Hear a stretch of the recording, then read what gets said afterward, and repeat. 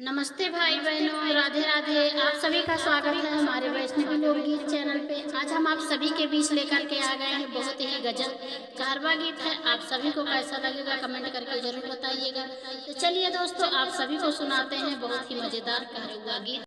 देखा सखी राम लौटी अइले बन से, देखा सखी राम लौटी अइले बन से।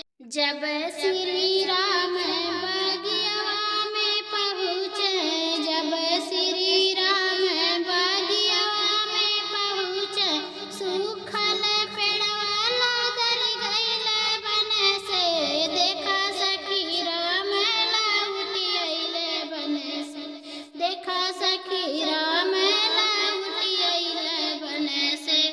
जब श्री राम कुवनवा पे पहुँचे, जब श्री राम कुवनवा पे पहुँचे, सूखल कुवनवा भर गइले जल से, सूखल कुवनवा भर गइले जल से।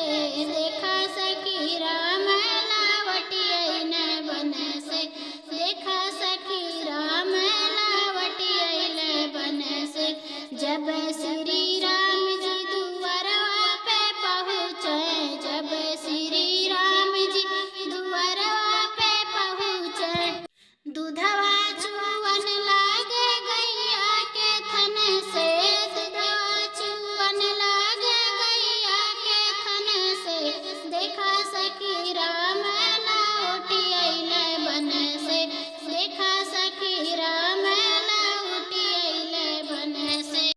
जब श्री राम जी आंगनवा में पहुँचे, जब श्री राम जी आंगनवा में पहुँचे, मगन भैली मैया लिपट के लालन से, मगन भैली मैया लिपट के लालन से। देखा सखी राम लौटी आए बन से, देखा सखी